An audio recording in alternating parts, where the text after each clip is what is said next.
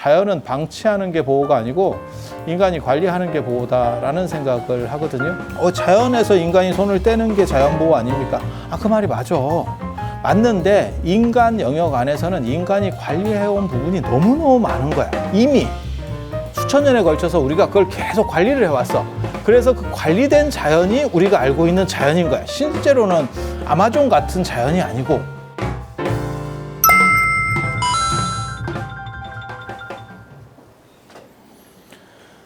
자, 안녕하세요.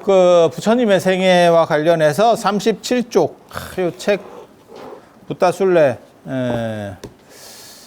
기회가 되면 나중에 제가 계획하는 것 중에 뭐가 있냐면 사실 부처님의 생애 유적과 관련해서 부처님의 생애를 이렇게 이거는 내용 중심으로 사실 제가 예전에 책을 만든 거였고 유적 순례와 관련돼서 책을 하나 만들어 볼 생각을 한 10년 전부터 하고 있었습니다. 근데 책을 만드는 게 너무 많아서 어저께 누가 물어보더라고요. 다음 책은 언제 나옵니까? 이달에 나옵니다. 그 다음 책은 언제 나옵니까? 다음 달에 나옵니다. 그 다음 책 언제 나옵니까? 그 다음 달에 나옵니다. 이게 지금 책이 밀려가지고 계속 나오는 상황이라 제가 계획해 놓은 건 진짜 많아요. 저 불화의 비밀 만들고 그 다음에 불상 것도 만들고 그 다음에 불탑도 만들고 거기까지 불탑하고 정각까지 원래 만들려고 했었고 그게 이제 고급 시리즈고 하급 시리즈는 가장 쉬운 불교가 하급 시리즈예요. 그게 개론, 그 다음에 가장 기본적인 이야기들 그리고 나중에 역사와 관련된 것도 하급, 그러니까 쉬운 거. 그리고 기도 책도 만들려고 했었는데 전에 몇 년 전인가 제가 기도책을 만들어서 그 책이 되게 잘 팔렸어요. 그래서 그 다음에 뭘 만들려고 계속 계획을 하고 있었냐면 그건 그 직후에 계획했는데 사실 책 내자마자 그 다음 시리즈로 절에 여기 가서 기도해봐라. 그러니까 선무혜자 스님이 108사찰 순례를 저 다니시면서 그전에도 그런 게 있긴 있었어요. 그런데 그게 이제 막 붐이 불면서 되게 많은 절들에서 그걸 따라 했었거든요. 그래서 많이 다니긴 다녔는데 문제는 어디가 메인인지를 모르더라고. 그러니까 통도사 하면 통도사 중에서 어디는 꼭 뭐 정멸보궁 이런 데는 알지. 근데 그거 말고 요거는 봐라. 그거 말고 요것도 봐라. 그리고 거기가 원래 여기가 영험터였다. 뭐 이런 거를 썰을 푸는 책을 그래서 그 절에 가면 거기서는 꼭 한번 절을 해봐라 라는 책을 만들어 보려고 그리고 기회만 되면 어디가 포토존이다 도 해주고 싶지만 그건 제 역량으로는 안 될 것 같고 이유는 제가 절을 그렇게 많이 다녀본 사람이 아니어서 어디가 포토존인지를 잘 모릅니다. 포토존을 알려면 사실은 직접 여러 번 가보지 않으면 포토존 파악은 사실 어려워요. 그래서 그런 것들을 사실 조금 만들어. 그래서 내가 예전에 딴 사람이 누가 유튜브 사찰을 다니는 그래서 내가 그런 거 해라 내가 이렇게 얘기했는데 그럼 네가 하지 그러길래 내가 나는 귀찮아서 힘들어 내가 이렇게 얘기했는데 그런 것들도 사실 빨리빨리 만들어야 되는데 잡일이 많아서 개인적으로 제가 1년에 다른 사람 거랑 같이 이렇게 만드는 것까지 치면 한 6권 정도 책을 만들 거예요. 그래서 제일 답답하게 생각하는 사람들은 뭐냐면 교수나 이런 걸 하는데 평생 지가 그 일을 했는데도 책 한두 권을 못 만들어. 이 사람들은 뭘 하면서 사는지 모르겠어. 깝깝한 일입니다. 그러면 또 이제 또 무슨 말을 하냐면 그게 뭐 심도가 있어야 되고 웃기고 있네. 오래 있다고 그래서 심도 있어지지 않아요. 절대 그렇게 안 됩니다. 그래서 뭐 명작을 뭘 만들어야 된다는 동. 그래서 명작 나왔냐 지금까지? 지금까지 명작 나왔냐? 그래서 그리고 이런 시장들은 계속 침체로 이렇게 내려가고 있기 때문에 빨리빨리 만들어야 되고 옛날보다 이게 훨씬 책 만드는 게 난이도가 어려워진 게 사진 넣어줘야 되지 관련 자료들을 다 옆에다가 첨부를 해줘야 돼요. 이때만 하더라도 이 정도 사진만 들어가도 이게 상당히 괜찮았어. 상당히 괜찮았는데 지금은 이 정도 갖고 안 되고 저는 이제 지도까지 전부 다 처리를 해가지고 유적하고 지도까지 전부 이게 지금 어디에서 벌어지는 사건이다 이런 것까지 전부 다 처리를 해주려고 지금 생각을 하는 거예요. 근데 참 어려워요. 몰라서 그렇지. 여러분들이 그 내용들을 몰라서 그렇지 어려워. 그러니까 유튜브도 그렇고 제가 보기엔 책 만드는 것도 그렇고 그게 기본 인력이 부족해서 그래요. 기본 인력이 부족하다는 거는 이게 유튜브도 불교 편집하는 유튜브를 구하기가 상당히 어렵고 이런 책 만들 때도 제가 글을 써주면 어느 정도 지가 받쳐서 따라와야 되는데 그게 안 되면 내가 일일이 그걸 지시를 다 해야 돼. 뭔 뜻인지 알아들으시겠어요?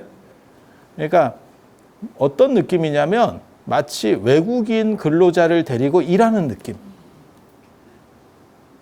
빡 오지? 이걸 내가 이렇게 얘기하면 다음도 이렇게 하면 돼. 이렇게 맞춰서. 근데 이걸 내가 이렇게 지시를 하면 이것만 이렇게 돼 있고 다른 거는 그대로 다 있어. 좀 안타깝지. 근데 그게 그렇게 될 수밖에 없는 게 뭐냐면 그 사람이 불교를 몰라서 그래요. 그러니까 불교를 아는 사람들이 젊은 사람들이 적은 거예요.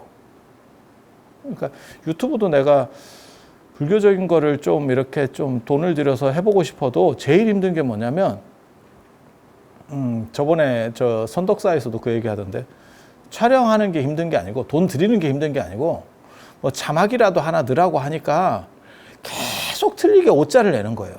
불교 용어를 얘가 모르니까. 그러니까 몇 번을 봐야 된대. 검수를 몇 번을 해야 돼. 그 검수할 시간에 내가 하겠다. 이제 이렇게 나오는 거예요. 저도 똑같습니다, 사실.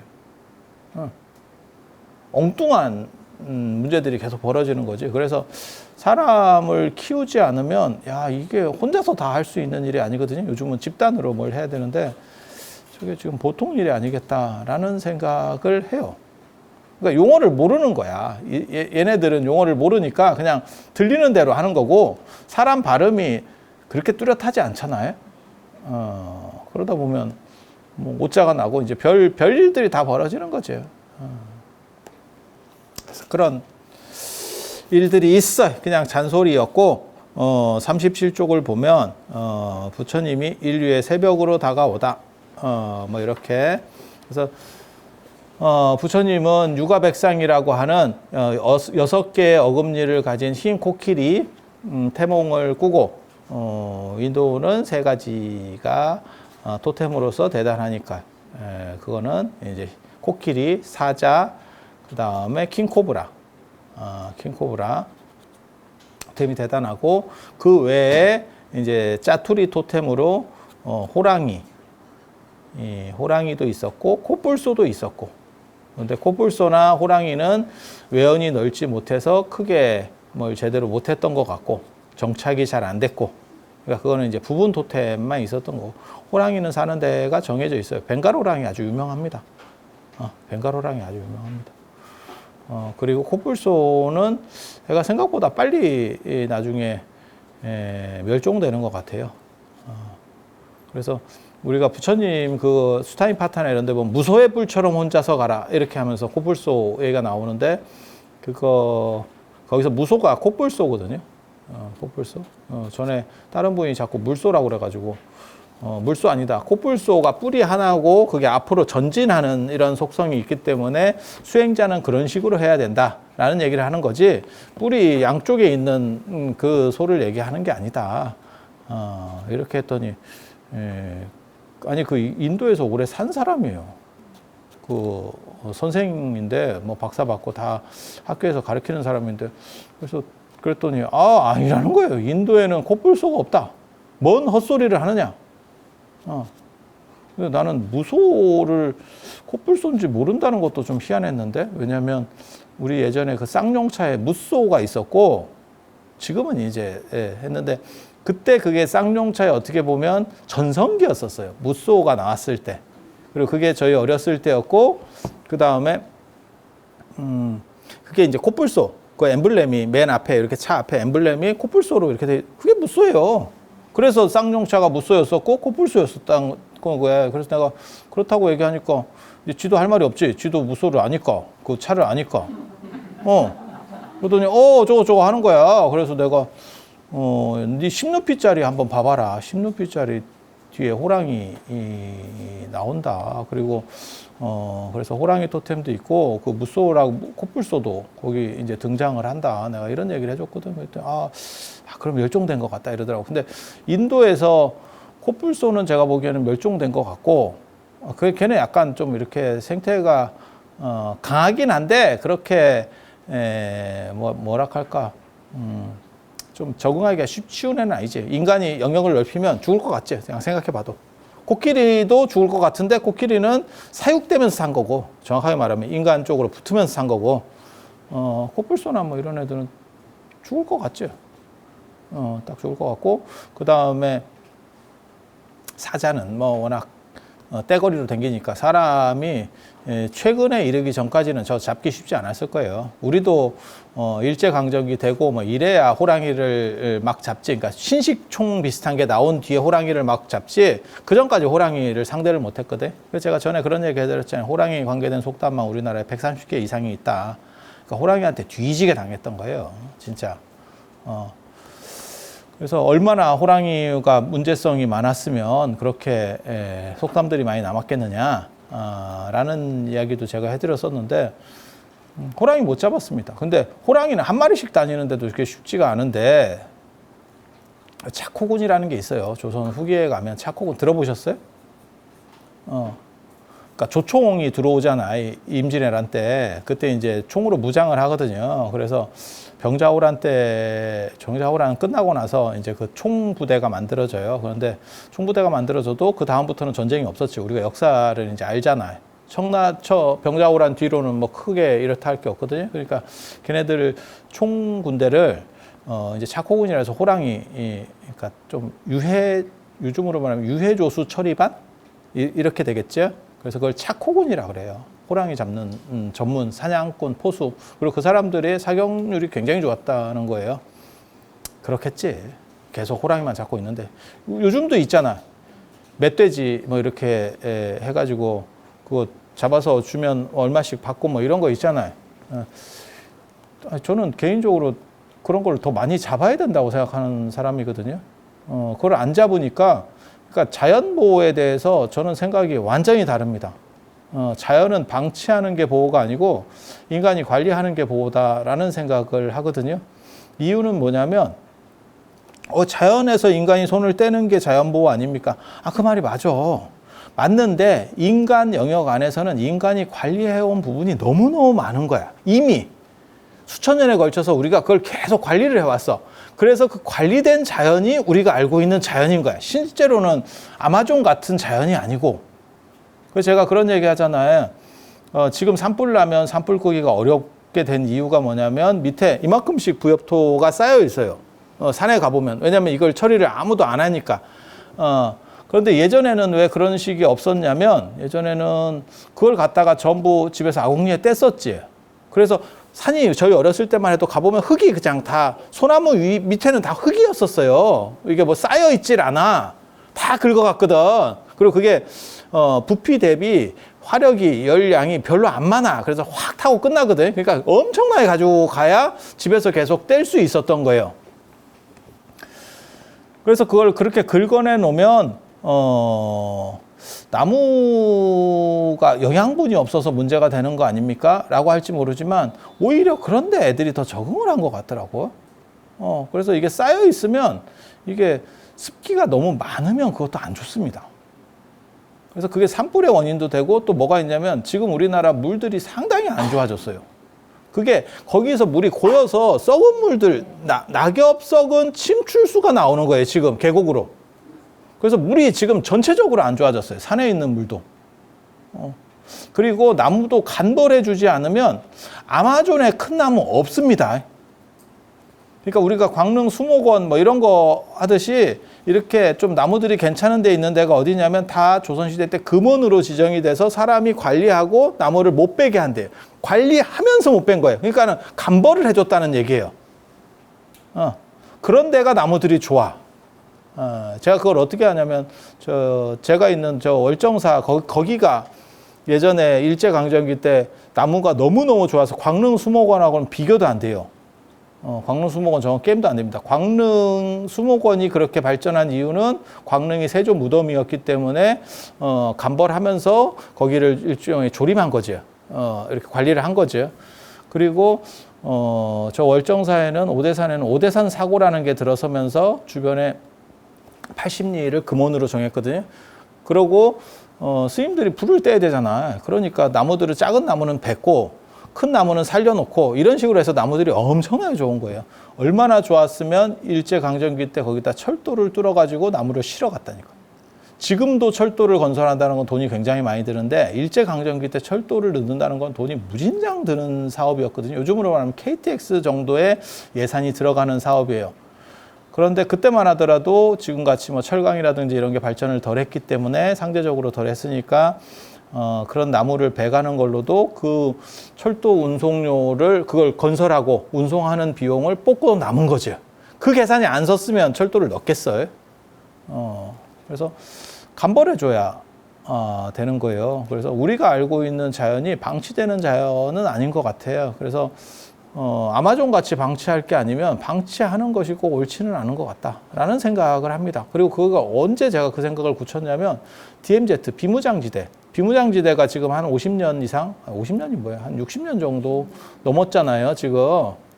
아니, 맞잖아요. 그 몇 킬로를 쫙 이렇게 묶어 놓으니까 생태계가 다 복원됐거든요. 복원된 건 맞는데, 그게, 그러니까 뭐 아름드리 나무가 생기고 없어요. 다 잡목림입니다. 저게 인간이 개입하지 않으면 방법이 없구나라는 생각이 드는 거예요. 그러니까 우리가 볼 때 쫙쫙쫙 솟고 막 이렇게 우람한 나무들이 많고 뭐 이렇게 가느냐? 물론 뭐 60년 정도 갖고 그렇게까지 되지는 않겠지만 그런 틀이라도 보이느냐? 없습니다. 그냥 걸뱅이들 살고 있는 거예요. 전부. 그냥 그렇고 그런 나무와 그 정도 수준으로 약간 반밀림 같이 그렇게 되어 있는 게 전부입니다. 그러니까 냅두면 막 우리가 영화에서 나오는 것처럼 쫙쫙쫙 하는 나무들이 막 생기고 막 이렇게 될 거 절대 그렇지 않아요. 나무들이 무슨 뭐 예전 주유소도 아니고 야 우리 거리 간격 둬야 된다 뭐 이렇게 얘기하면서 크겠어. 그냥 그 근처에서 씨앗들이 하면서 막 크는 거잖아요. 그럼 서로 다 죽이는 거예요. 그래서 예전에는 사실은 그런 부엽토나 이런 것들도 다 긁어가니까 오히려 거기에서 나무들이 더 안 자랐어요. 맨 밑에 자랄 게 없었어. 근데 지금은 오히려 그런 데서 계속 올라오니까 지들끼리 계속 싸움이 벌어져가지고 머리끄댕이 잡고 있더라고. 아니 숲에 가봐야 내 말이 맞나 틀리나. 진짜. 여러분은 그 산에 안 가보셔? 등산?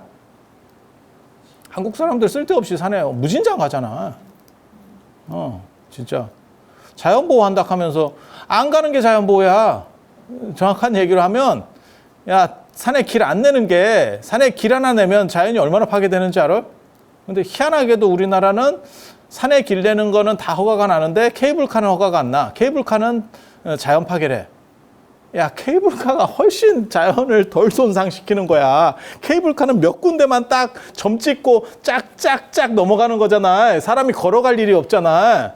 근데 길로 이렇게 가면 사람이 길만 가나? 중간에 빠지는 놈 있고 이러면서 거기 쓰레기 버리면 그거 누가 다 처리할 거야. 그리고 가다 보면 뭐 이렇게 먹다 보고 뭐 꼭 쓰레기를 안 버려도 바람에 날리는 경우도 있고 별 행태들이 일어난다고. 아니 그렇지 않겠어요? 먹다가 내가 호주머니에 넣으려고 그랬는데 이게 바람이 날라왔어요. 그걸 누가 막 기어가서 주워 오겠어요? 그러다 보면 쓰레기가 발생하는 거지. 사람 많은데 쓰레기는 아마 저 올레길 둘레길 마찬가지일 걸. 쓰레기 무진장 나올 걸. 그러면 그거 관리하는 또 다른 사람들이 계속 다니면서 청소하고 있겠지. 그게 어떻게 보면 자연 파괴인데 희한하게도 우리나라는 케이블카는 또 승인이 안 나. 그게 환경단체에서 케이블카는 안 된대. 전 세계적으로 내가 알기로는 가장 환경 파괴가 적은 게 인간이 접근하면서 접근 안 하는 게 제일 파괴가 적은 거예요. 그러니까 진짜 자연보호로 나와서 자연 자체로 돌릴 거면 인간이 빠져줘야 돼. 인간이 빠지면 되고 인간과 관계돼서 살려면 인간이 머리를 써서 개입해야 돼. 그게 자연보호라고 생각을 하는 거예요. 그러니까 두 종류가 있는 거지. 진짜 아마존같이 밀림으로 냅두든가. 그리고 인간은 다 빠져. 예전에 지구가 멈추는 날 그 영화 보면 지구를 구하러 왔대, 외계인이. 지구를 구하는 방법은 뭐냐? 인류를 멸종시키는 거. 그게 지구를 구하는 거래. 그 영화 되게 재밌어요. 나는 지구를 구하러 왔대. 그래요? 이랬더니, 그래서 인류를 멸종시켜야 된대. 그 영화는 시사하는 바가 굉장히 컸었어요. 이게 진짜 인류, 그러니까 우리가 생각하는 자연보호에 대해서도 생각을 해야 돼요. 그래서 그게 정당한가에 대해서는 아무튼 생각을 좀 해봐야 될 것 같아요. 그래서 저는 멧돼지랑 뱀이나 이런 거를 개체수를 확 어느 정도 이상 줄이는 정도까지 잡아줘야 된다고 생각해요. 그러니까 사람에게 피해를 주지 않을 정도까지는. 그러면 쓸모도 없어. 막말로 얘기해서. 그거 죽인다고 해서 뭐 쓸모도 없어. 예전처럼 막 그거 뭐 쓸개를 빼먹고 뭐 이런 별 구미호 같은 분들 굉장히 많았었는데.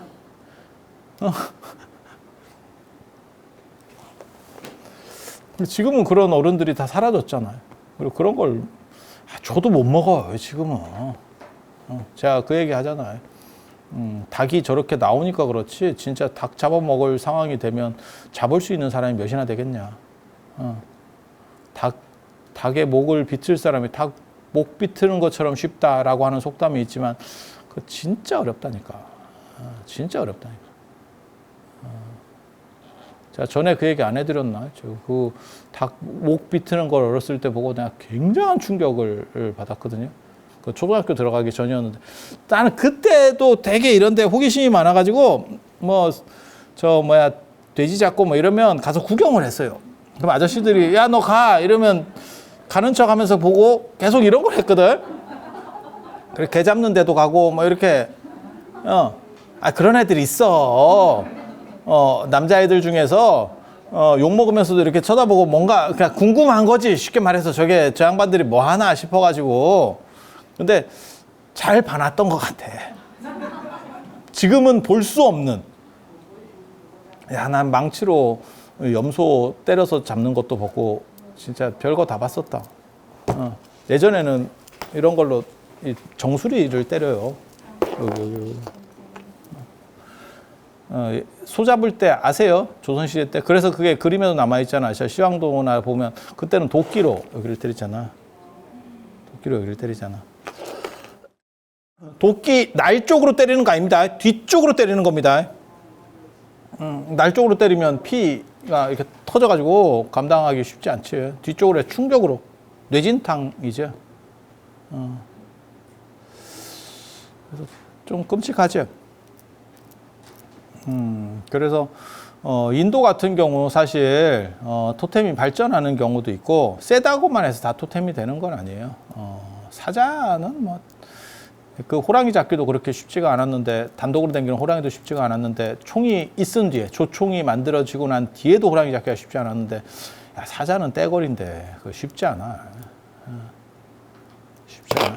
그래서 사자는 토템이 되고 그래서 자 코뿔소나 이런 애들은 결국 토템이 못했고 실패했고 코뿔소 호랑이는 인도에서 토템이 제대로 못했고 그다음에 사자 호랑이 사자 코끼리 킹코브라는 토템이 됐고 우리나라도 예전에 뱀이 상당 부분 토템이 됐었죠.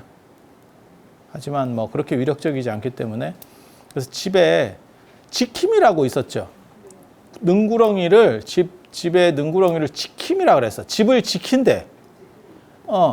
그래서 큰 구렁이가 이렇게 이 기둥을 감고 있거나 이러면 집이 망하는 거 아니냐? 이런 그런 거 못 들어봤어요? 지금 들어봐. 지금 들어봐. 근데 민가에 어떻게 그 뱀이 그렇게 큰 구렁이가 집에 기둥을 감고 있을까에 대해 생각을 해봐야 되거든요. 뱀이 민가에 살 일이 별로 없잖아. 근데 그 이유는 뭐냐면 초가집이라서 그래요. 그 지붕 안에 뱀이 삽니다. 구렁이가. 지붕 안에 구렁이가 살아. 초가집 안에 뭐가 있냐면 군뱅이가 살아요. 초가를 이렇게 이렇게 덮잖아. 그 안에 군뱅이가 살아. 군뱅이가 구르는 재주 있다 하잖아요. 그래서 군뱅이는 그런 지풀 안에 살아가지고 이렇게 제대로 기어가는 게 아니고 웅적웅적 걸어가. 그래서 이런 데 놓으면 애가 이렇게 약간씩 뒤뚱거리면서 뒤집어지는 거예요. 그래서 군뱅이도 구르는 재주가 있다. 이렇게 얘기를 하는 거거든. 그 군뱅이를 잡아먹으려고 쥐가 살아. 그래서 예전에는 천장에서 이렇게 쥐가 왔다 갔다 하는 그 소리들이 많이 났었어요. 그래서 쥐랑 대화하는 분도 있었어. 야, 조용히 해! 뭐 이러면서. 이것들이 왜 잠 안 자고. 아이, 우리 어렸을 때 있었다니까? 시끄럽게, 쟤 시끄럽게. 밤 됐는데. 뭐 이러면서 대화를 해, 쥐랑. 쥐랑 대화를 해. 근데 그 쥐가 생각보다 개체가 굉장히 많았다니까? 그래서 반말은 쥐가 듣는 거지. 그 같이 살고 있으니까 이렇게 사람 말을 듣는 거지. 잔소리도 듣고. 야, 조용히 해. 이러면 조용히 하고. 아, 저것들 아직 안 자는가? 이러면서 쥐가. 그렇게 하는데 그 쥐를 먹으려고 뱀이 사는 거예요. 그래서 개체 수가 얼마나 많았으면, 쥐 개체가 얼마나 많으면, 뱀이, 집안에 한 마리 정도 이상 있는 거죠. 그러다가 뭔가 문제가 생기거나, 그러면 걔가 나와 있게 되는 거고, 그거를 뭐 집을 지켜준다고 해서 집 지키는 마치 수호신 비슷하게 이렇게 저는 어렸을 때 사실 그게 뭔 이게 개풀 뜯어먹은 소리가 있었어요. 왜 뱀이 집에 살아? 이런 생각을 했었거든요. 그리고 혼자 사는 산골집이면 산에 있는 애가 감아서 올라가나? 이렇게 생각하지만 사실 마을 안에는 뱀이 이렇게 다닐 수가 없거든. 왜? 우리 어렸을 때만 해도 그렇게 다니면 이게 웬 고기가 걸어 다니는데? 이러면서 잡아먹거든? 뱀이네 이러면서 놀래서 가는 게 아니고 서로 가서 이건 내 거 이러면서 하던 시절이었기 때문에 야, 꼼장어가 왜 걸어 다녀? 빨리 구워야지. 이렇게 하던 시절이었기 때문에 이게 납득이 안 됐는데 그게 그렇게 되는 거예요. 그래서 그걸 제가 언제 알았냐면 집 이형을 헐 때, 특히 저 강원도 산골의 너와 집에는요 뱀 진짜 많습니다. 그리고 실제로 밖에서 이렇게 자세히 보고 있으면 뱀이 지붕에서 이렇게 다녀. 다녀. 그걸 내가 보고 무슨 생각을 떠올렸냐면, 우리 어렸을 때 뭐가 있냐면, 자다가 지붕에서 뱀 떨어졌다가 있었어요. 자다가 뱀이 떨어진대. 나는 처음에 그런 얘기 들었을 때 이게 뭔 헛소리인가 이랬었는데, 그게 그런 이유였던 것 같아. 저는 쥐가 왔다 갔다 하는 거는 제가 들어봤었거든요. 시골집이나 이런 데 가보면 쥐가 다니는 거는 여러 번 들었었어. 그런데 뱀까지는 못 봤는데 뱀이 떨어진다는 얘기를 들었었어요. 뱀이 아무튼 그렇게 저거 되는 경우들이 있죠. 우리도 약간 신앙 비슷하게 토템 비슷하게 거기까지 성장은 못했어. 그렇게까지 위협적이지 않았기 때문에. 한국 뱀은 사람을 쉽게 죽일 수 있을 정도가 잘 안 돼요. 그리고 말 나온 김에 얘기하면, 살모사는 재밌게도 알을 낳는 게 아니고 새끼를 낳아요. 아세요? 그래서 살모사야. 그러니까 되게 재밌는 게, 사람들이 우리 어렸을 때 그런 쓸데없는 소리 되게 많이 했어요. 그런데 낚였던 걸 생각하면 진짜 지금은 영감님들 뱀은 먹으면 뼈가 소화가 안 되기 때문에 어디 나무 같은 데를 감는데 세게, 그러면 살 밖으로 뼈 같은 게 튀어나와서 그걸 다 떨어뜨리고 또 간대. 나 어렸을 때 그거 믿었잖아.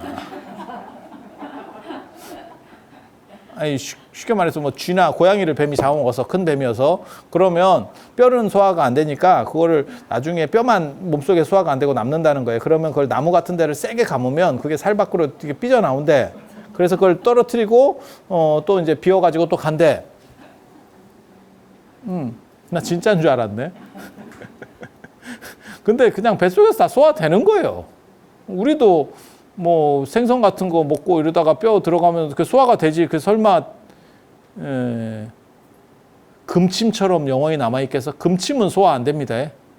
그래서 금침은 맞고, 금침도 그 야리한 사기가 있었잖아. 금침 맞고 찜질방 같은 데 가서 뜨거운 데 오래 있고, 그 다음에 온탕에 들어가서 오래 있고 이러면 금이 다 녹는다더라. 엑스레이 찍으면 그대로 있다. 엑스레이 찍으면 그대로 있어. 10년 전 거 그대로 있어. 그래서 그런 요즘으로 말하면 뇌피셜이고 쌉소리라고 하는, 요즘 젊은 애들 표현을 하면 쌉소리인데 그런 게 되게 많았었어요. 그러니까 확인되지 않은 정보, 그냥 대충 던지는 말. 그런데 그중에 살모사는 엄마를 잡아먹고 나온다 그래서 살모잖아.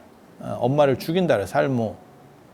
그래서 근데 그게 재밌더라고. 저는 그런 뱀이나 이런 파충류는 당연히 알을 낳는다고 생각을 했어요. 근데 살모사는 알이 몸 안에서 부화돼서 새끼가 나와요. 그거를 예전 분들이 본 거지.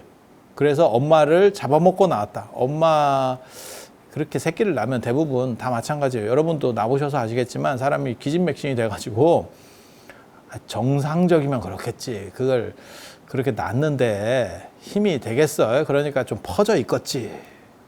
그거를 옛날 사람들이 보고 엄마를 잡아먹었다 라고 생각을 하는 거예요. 그래서 그런 거는 이거는 오해였구나 라는 생각을 하죠. 몸 안에서 부화가 다 돼가지고 새끼로 나와. 새끼로 나와. 그리고 새끼로 나오자마자 걔네는 공격성을 가져요. 모든 짐승은 원래 그런 거니까. 그래서 그렇게 되는 거고, 그 다음에 이제 부처님 얘기를 잠깐만 해볼게요.